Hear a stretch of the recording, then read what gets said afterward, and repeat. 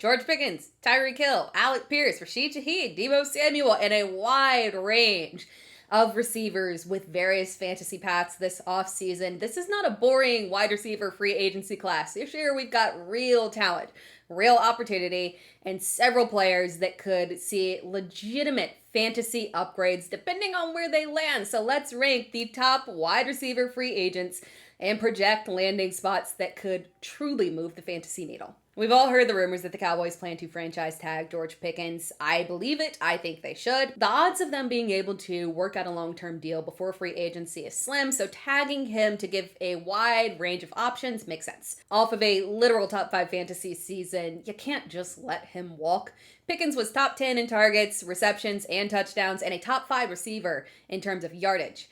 That easily makes him the top free agent on the market, and he's young on top of that, and it is going to require some money to keep him in Dallas. And that much money Dallas doesn't really have to spend on a receiver.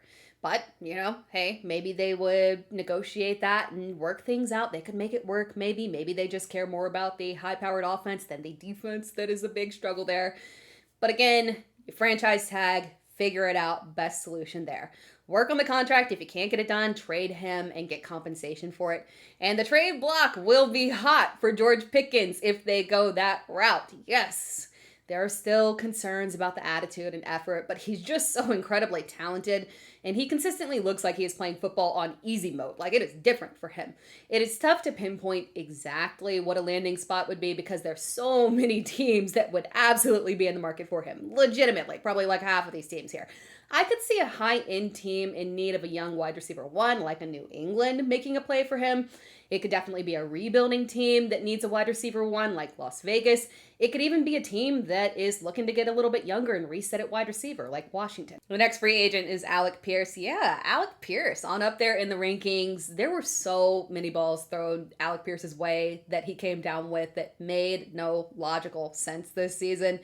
This was a great developmental season for Pierce because he actually showed a ton of diversity. We know he's a great deep threat, but it wasn't just deep balls. He showed a wide range of talents and the capacity to be a high target receiver as well. And it's tough for Pierce to operate as the wide receiver one in Indianapolis because Michael Pittman just is more dominant from a volume perspective and a consistent option. And for what it's worth, Daniel Jones really did unlock another level of consistency that we hadn't seen from Pittman, particularly in touchdowns because of previous quarterbacks struggling with consistently using him as a red zone target.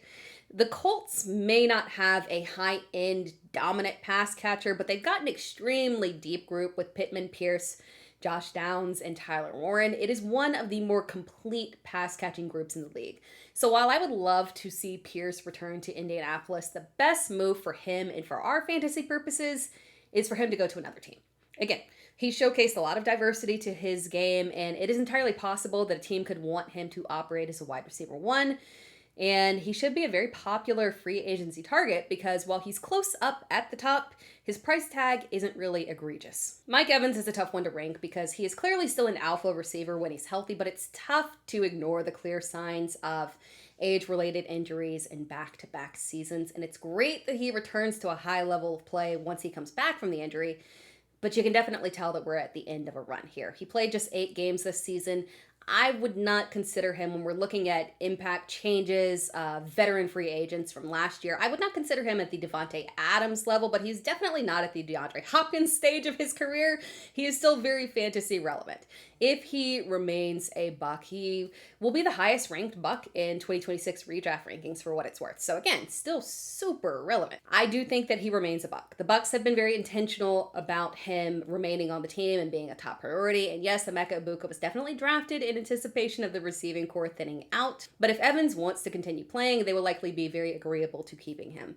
If not, Evans would clearly be a very coveted asset in free agency, which is why he is so high in these rankings despite his age. Super Bowl contending teams would love to add Mike Evans. He absolutely would be courted by many high-end options. Tyreek Hill is officially a free agent for the first time in his career. If it wasn't for the injury, he would be higher on the list. But realistically, we don't know his timeline, and this is tough because he is about to turn 32. And his last top season was 2023. 2024 was a down season, but he was playing through an injury not related to age. And it's tough to tell what was age regression versus an injury versus Tua Tagovailoa being a major issue, because he missed a good chunk of that season and dragged the entire team, everybody. It was not just Tyreek Hill. He dragged everybody down with him in fantasy. Now, Tyreek Hill's injury was early enough to where he could be ready to start the season.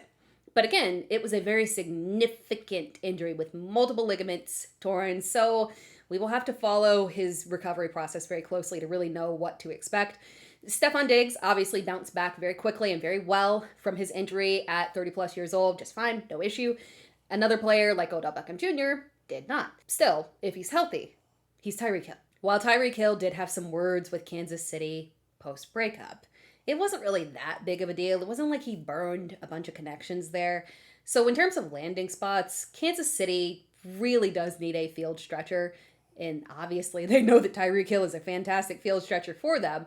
Going home does make a lot of sense for Tyreek Hill. I have Rashid Shaheed ranked possibly a little bit higher than some would think, because I'm not basing it on his 2025 numbers. I am basing it on his track record and potential. Shaheed has shown that he is the exact same deep level threat as a guy like Alec Pierce, but it's very easy to forget that his usage in Seattle was very diminished compared to what it was in New Orleans. But that's less about him and more about the Seattle offense. The Seahawks were extremely run heavy. They were third in league in rush attempts behind Buffalo and the Giants, two teams boosted by a running quarterback. Kenneth Walker and Zach Charbonnet combined for over 400 carries in the regular season, and Jackson Smith-Njigba is Jackson Smith-Njigba. So really, that doesn't leave a lot of targets and consistency for anyone else in that offense. Cooper Kupp was boosted in the playoffs, but during the regular season, his usage was pretty low too. It was just that everything was running through JSN. Now, Rashid Shaheed was actually cooking in New Orleans before the trade, oddly enough, even with Spencer Rattler at quarterback. On a balanced team with a stable quarterback situation, he can be a solid wide receiver too, with the added bonus of him being magnificent in special teams. He is a high upside swing for a team that wants to take a potential boom-bust move, a team that really needs to make a bold move at wide receiver 2 versus some of the other guys lower on the list that are more solid options, but they have more of a defined ceiling because they've been in better team situations. Jauan Jennings is solid for sure, but this season showcased that he is definitely a wide receiver too. And I know we have seen significant, massive boom games for him, but he is a wide receiver too, and not a massive difference maker. No offense, right? But let's cut to the chase on this one. He should play opposite of a true wide receiver 1. So I would like to see him in a situation like playing alongside a Terry McLaurin versus being signed to a team like New England that doesn't really need like another solid option, right? It needs the option.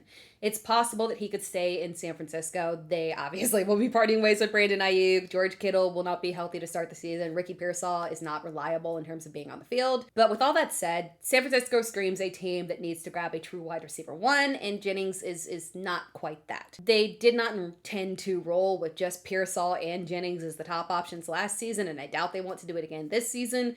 If they do retain him, it would have to be a team-friendly deal, and we know that Jennings wants to get paid, understandably so. I'm not mad at that. I think that he will follow wherever the money resides. I had high hopes that this would work out in Washington because Terry McLaurin and Deebo Samuel should have been a match made in heaven, should have meshed, should have played very well off of each other, but unfortunately because of injury issues for both of them, and then also Jaden Daniels being the big one there, we never really saw what this really should have played out as. But for his part, Deebo Samuel actually did look good in the early portions of the season. I think that he will be an extremely appealing free agency sign. He won't be looking for a long-term deal given his age. He is versatile. He can play wherever you need. He will be cost-effective because teams already know exactly what his one-year value on the market was last year. And maybe it's come down even a bit more here, so he's very cost-effective. I could see him landing on a team like Pittsburgh, playing opposite of DK Metcalf, perhaps Baltimore as well. I don't know that I love the combination of Deebo Samuel and Zay Flowers as the most ideal combination, but they could make it work. It has been years since Green Bay has committed to a wide receiver 1, so Romeo Doubs' stats are definitely lower than a lot of these guys on the list, but do not be surprised if Doubs has a Jacoby Myers kind of career arc. He will be 26 this season, so he's still young. He was arguably the Packers' most reliable receiver over the past several years. He is a bit easier to predict in terms of landing spots because his gripe with the Packers was targets. So we know that he will choose the opportunity with the most playtime versus the best team. So we'd be looking at teams like Vegas or perhaps maybe a San Francisco, a team that would be a nice happy medium for him in terms of opportunities and team upside. No offense to Giants fans, but I would love to see Wan'Dale Robinson leave New York. No negative to the Giants, but I fear he won't, unfortunately, because if John Harbaugh likes Zay Flowers, he should be fond of Wan'Dale Robinson too. They're not the exact same player, but obviously their capabilities and usage do mimic each other. But if Wan'Dale hits the market, I would love to see him with a high volume quarterback in an offense that will not just use him in the slot, would also use him as a deep threat. Now, to their credit, we did see this from the Giants this year, to finally open things up and be forced to use Wan'Dale downfield. But really, he is a versatile receiver. And because he's young and a lot different from the other receivers on this list, he is in a unique position to be a popular free agent. I envision him in Washington, opposite of Terry McLaurin. And then Washington can draft a big tight end to give them size in the red zone and just make it more of a complete group. I wanted to include him on the list because I love him, but realistically, Jalen Coker is not leaving. He is an exclusive rights free agent, so the odds of Carolina letting him enter free agency are very slim. They've got a great thing going there with Jalen Coker and Tera McMillan. Coker's end of season run was very strong.